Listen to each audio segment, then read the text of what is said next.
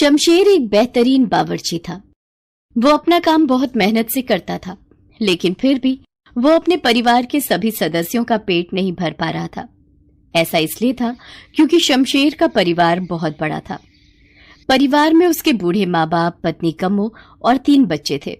इसके अलावा शमशेर का बड़ा भाई सतवीर और उसकी बीवी बच्चे भी साथ ही रहते थे।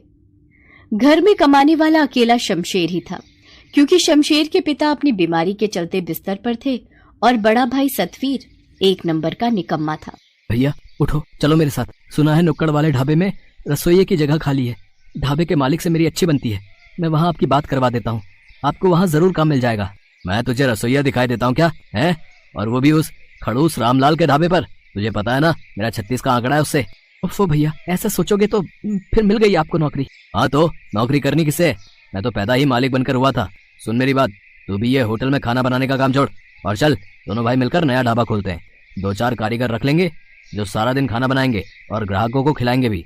अच्छा, और हम क्या करेंगे? नोट गिनेंगे और क्या। सच में शमशेर, तू ना बड़ा ही बुद्धू है भाई।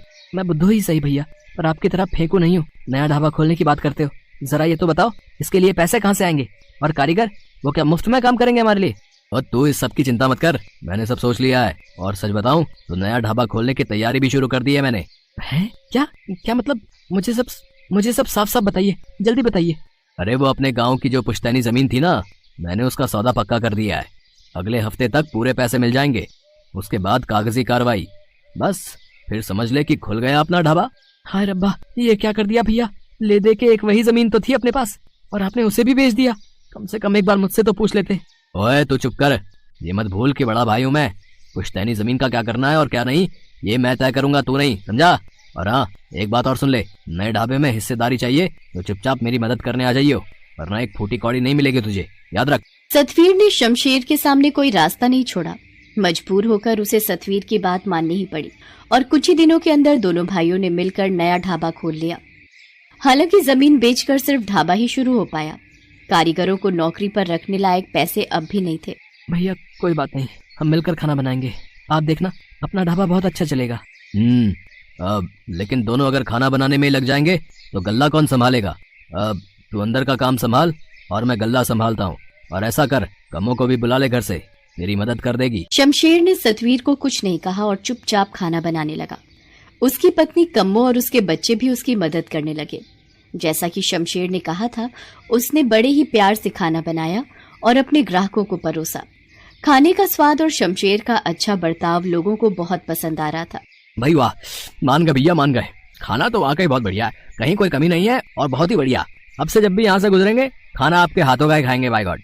जी, आपका हमेशा स्वागत है। बहुत ही कम समय में ढाबा बढ़िया चलने लगा। हालांकि इसके पीछे सिर्फ शमशेर की ही मेहनत थी। उसका बड़ा भाई सतवीर तो सारा दिन गल्ले पर बैठा सुस्ताता रहता था। शमशेर को ये सब खलता जरूर था, लेकिन उसने लड़ाई के डर से कभी कुछ नहीं कहा। फिर एक दिन, ए शमशेर, चल भाई काम समेट ले, अब ढाबा बंद करते हैं। नहीं भैया, अभी ज्यादा अंधेरा नहीं हुआ है। शहर से आखिरी बस आने ही वाली होगी। वो बस सीधे दिल्ली से आती है, तो उसमें कई सवारियां होंगी, तो उन्हें खिलाकर ही चलेंगे। क्या बकवास कर रहा है? मुझे तो बहुत नींद आ रही है। तू ऐसा कर, मुझे घर के लिए खाना बांध कर दे, मैं तो जा रहा हूँ। तू आते रहना जब आना हो। शमशेर ऐसा ही करता है। सतवीर खाना लेकर घर चला जाता है। फिर थोड़ी देर में दिल्ली से आने वाली वो आखिरी बस ढाबे पर आकर रुकती है, जिसका असल में शमशेर इंतजार कर रहा था। बस से उतरकर काफी ग्राहक ढाबे पर खाना खाते हैं और फिर वापस बस में चढ़ जाते हैं। उनके जाते ही शमशेर ढाबा बंद करने लगता है। तभी एक बाबा अपने 2 चेलों के साथ शमशेर के पास आते हैं और उससे कहते हैं, बेटा कुछ खिला दे हम भूखों को, भगवान तुझे इसका इनाम जरूर देगा। बाबा को देखकर साफ पता चल रहा था कि उनके पास खाने के बदले देने के लिए पैसे नहीं हैं, लेकिन फिर भी शमशेर ने उन्हें खाना खिलाने का फैसला किया। उसने जैसे ही खाना परोसने के लिए बर्तन खोला तो देखा कि खाना तो बहुत कम ही बचा था। अरे ये तो बस कम्मो और बच्चों के लायक ही है, लेकिन बाबा इन्हें भी तो भूखा नहीं छोड़ सकता। काफी सोचने और समझने के बाद आखिरकार शमशेर तय कर लेता है कि वो बूढ़े बाबा और उनके दोनों चेलों का पेट भरेगा, अपने परिवार का नहीं। वो खाना परोसकर उन बूढ़े बाबा को दे देता है। तभी कम्मो वहाँ आ जाती है और खाने के बर्तन को पूरा खाली देखकर शमशेर से कहती है, ये क्या किया आपने? थोड़ा सा भी खाना नहीं बचाया।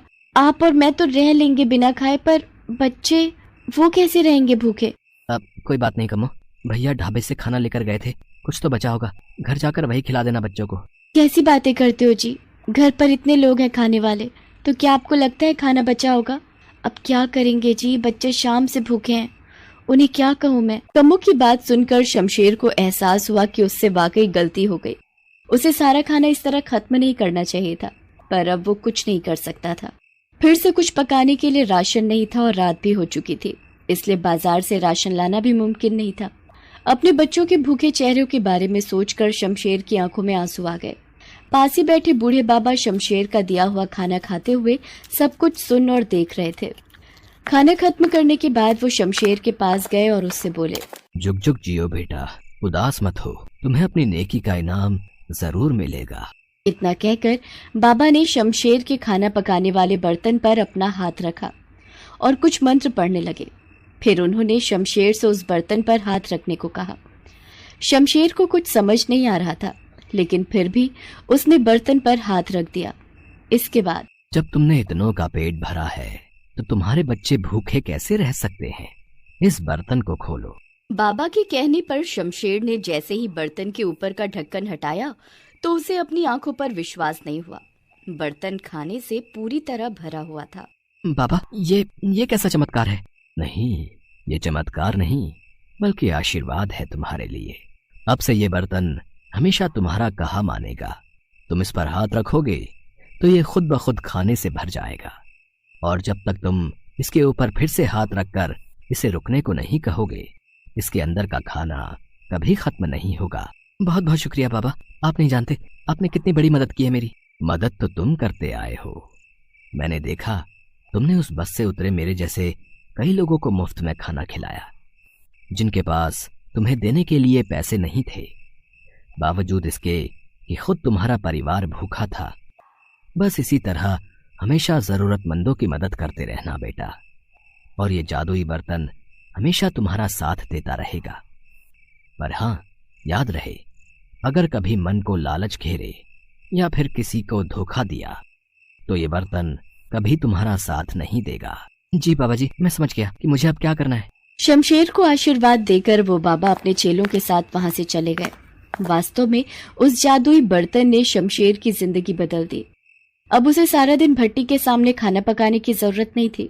उसके हाथ रखते ही वो बर्तन लजीज खाने से भर जाता था, और जब तक शमशेर उसके ऊपर वापस से हाथ रखकर रुकने को ना कहे, खाना खत्म ही नहीं होता था।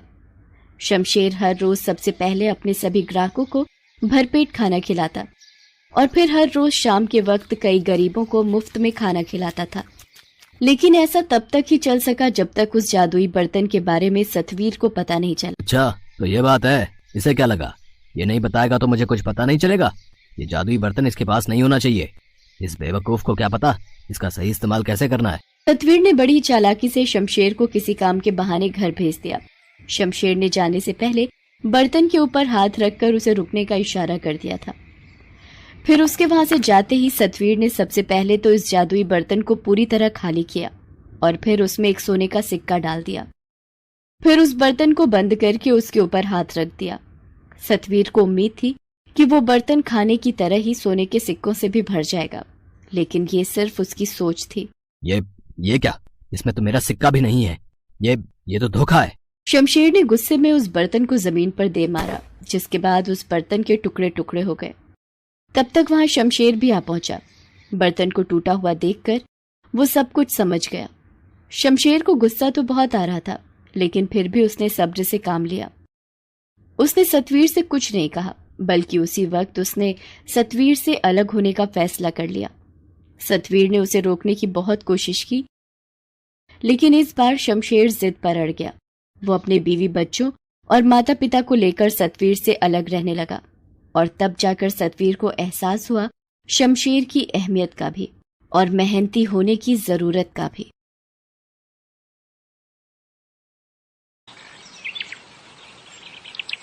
ये कहानी है नीरज की, जिसके पिता इस दुनिया में नहीं थे और नीरज पढ़ा लिखा भी नहीं था।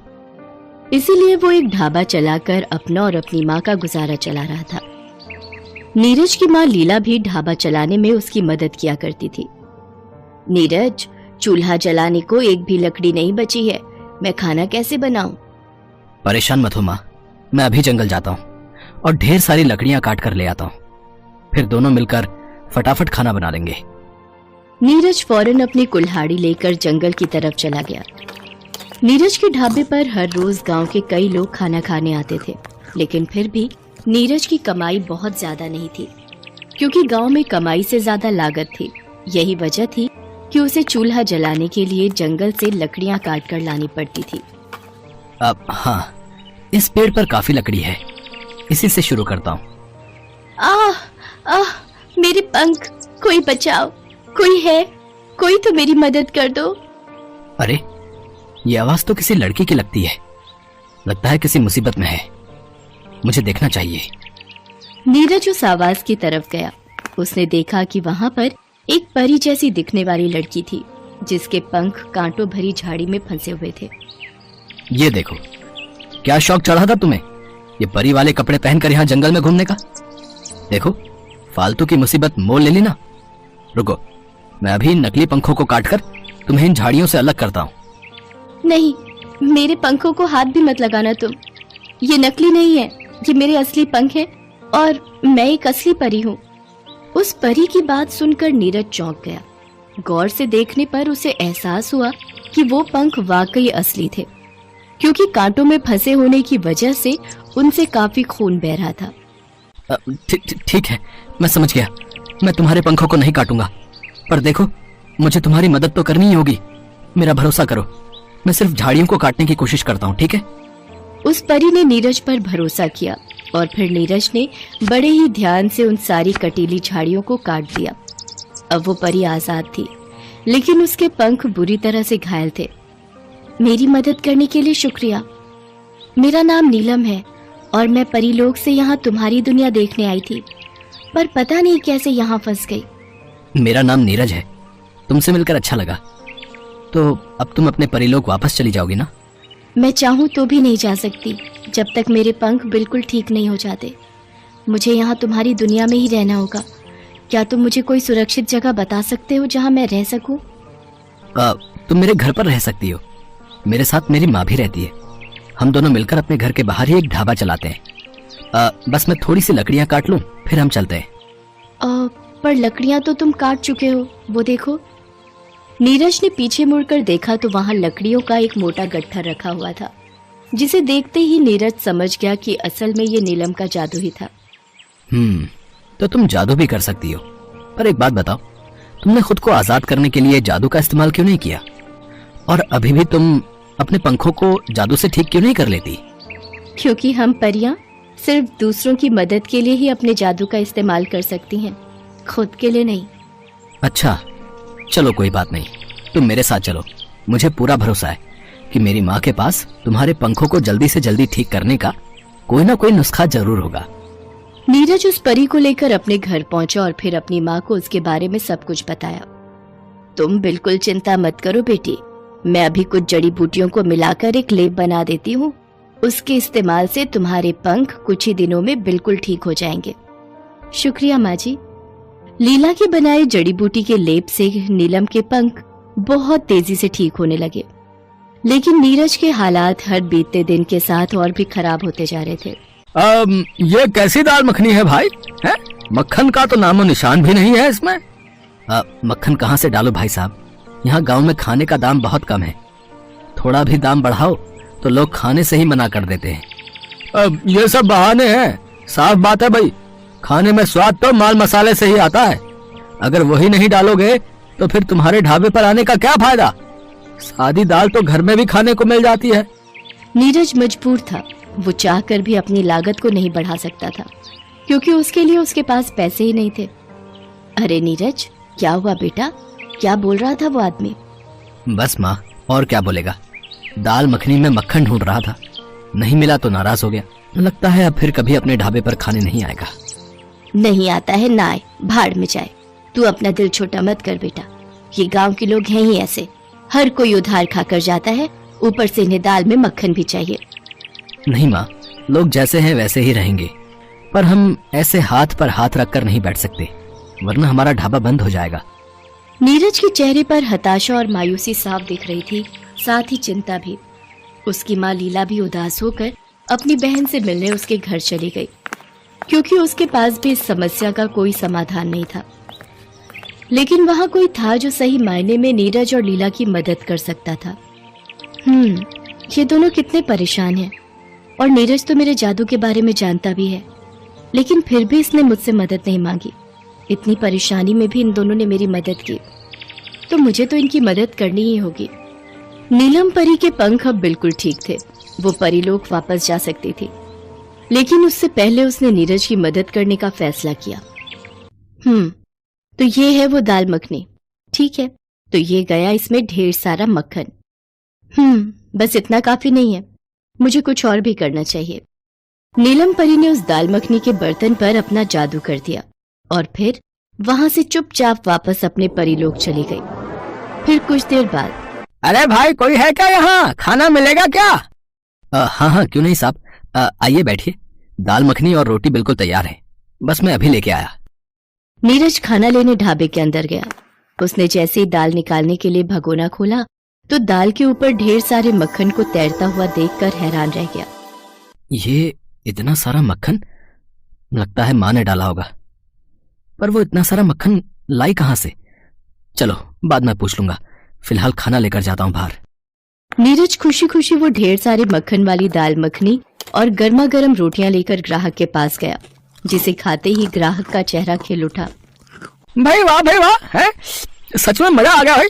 मैंने शहर से एक होटल की दाल मखनी खाई है, पर इतना मक्खन तो कोई भी नहीं डालता भाई, और तुम इतने कम दाम में इतना मक्खन डाल रहे हो, मानना पड़ेगा भाई, मानना पड़ेगा। और ये भी कहना पड़ेगा कि तुम्हारी दाल मखनी का स्वाद भी बहुत बढ़िया है। शुक्रिया साहब, मुझे खुशी है कि आपको मेरा खाना पसंद आया। ये बढ़िया है तो पसंद तो आनी ही है। मैं ऐसा करता हूँ, तुम्हारे पास और ग्राहक भेजता हूँ। मेरे साथ और भी लोग शहर से आए हैं, वो तालाब के पास जो फैक्ट्री का काम चल रहा है ना, हम सब उसी के सिलसिले में यहाँ आए हैं। मुझे उम्मीद है कि तुम्हारी ये दाल मखनी सभी को पसंद आएगी। हाँ, तुम तैयार रहो, मैं बस अभी भेजता हूँ उन्हें। और हाँ, उनके आने से पहले जरा दाम भी बढ़ा लो, स्वाद के हिसाब से खाने का दाम बहुत ही कम है यहाँ भैया। हाँ। इतना कहकर वो आदमी वहां से चला गया। जो कुछ हो रहा था, नीरज का उस पर विश्वास कर पाना बहुत मुश्किल था, लेकिन फिर भी उसने होश संभाला और फटाफट रसोई में जाकर काम में लग गया। ऐसा करता हूँ, फटाफट और रोटियां बना लेता हूँ, दाल तो शायद काफी होगी। नीरज ने ऐसा ही किया। कुछ ही देर में उसके ढाबे के बाहर ग्राहकों की भीड़ जमा हो गई। नीरज ने फटाफट सभी को दाल मखनी के साथ गर्मा गर्म रोटियां परोसी और सभी ने बड़े ही चाव से खाना खाया। सारा दिन यही सब चलता रहा, बावजूद इसके कि नीरज ने दाल मखनी का दाम पहले से ज्यादा कर दिया था। लोगों ने भरपेट खाया और उसका दाम भी चुकाया। फिर शाम के वक्त लीला जब वापस आई तो ढाबे का हाल देखकर चौंक गई। अरे नीरज, इतने सारे बर्तन, और मैंने बाहर देखा तूने दाल मखनी का दाम बढ़ा दिया है। नीरज लीला को सारी बात बताता है। ये तो बड़े कमाल की बात है, पर बेटा दाल मखनी में मक्खन मैंने तो नहीं डाला, तो फिर वो आया कहाँ से? ये बात तो मुझे भी परेशान कर रही माँ। खैर, ये सब बाद में सोचेंगे। अभी मुझे ये बता कि थोड़ी बहुत दाल बची है कि नहीं, वरना मैं जल्दी से कुछ और बना देती हूँ। बेचारी नीलम को भी तो भूख लगी होगी ना। मैं दाल का भगोना खोल कर देखता हूँ माँ, आज बहुत ग्राहक थे तो शायद ही दाल बची हो। नीरज ने दाल का भगोना खोलकर देखा तो एक बार फिर हैरान रह गया, क्योंकि दाल का भगोना दाल से पूरी तरह से भरा हुआ था। माँ, ये तो पूरा भरा हुआ है, पर ऐसा कैसे हो सकता है? हैं? ये तो चमत्कार है बेटा। अब जा, जल्दी से जाकर नीलम को बुला ला, मैं गरम रोटियां बना रही हूँ, तुम दोनों साथ बैठकर खा लेना। नीरज को बात कुछ कुछ तो समझ आ रही थी, लेकिन जब नीलम परी उसके कमरे में नहीं मिली तो उसे पूरा यकीन हो गया कि उसकी सीधी सादी दाल मखनी को जादुई दाल मखनी बनाने वाली और कोई नहीं बल्कि नीलम ही थी, जो अब वापस परीलोक जा चुकी थी। नीरज, क्या हुआ बेटा? नीलम कहाँ है? वहीं जहां उसे होना चाहिए माँ। चलो हम मिलकर दाल मखनी खाते हैं और सबको खिलाते हैं। अब ना तो नीरज को दाल मखनी बनाने के लिए कभी कोई लागत लगानी थी और ना ही हर रोज उसे खुद पकाना था, क्योंकि नीलम परी के जादू के असर से दाल मखनी का वो भगोना कभी खाली ही नहीं हुआ। उस जादुई दाल मखनी से नीरज ने न सिर्फ अच्छी कमाई करके अपने हालात बदले, बल्कि उसने ना जाने कितने गरीबों का पेट भी मुफ्त में भरा। और ये देखकर सबसे ज्यादा खुश नीलम परी थी, जो परीलोक से हर वक्त बस नीरज को ही देखा करती थी।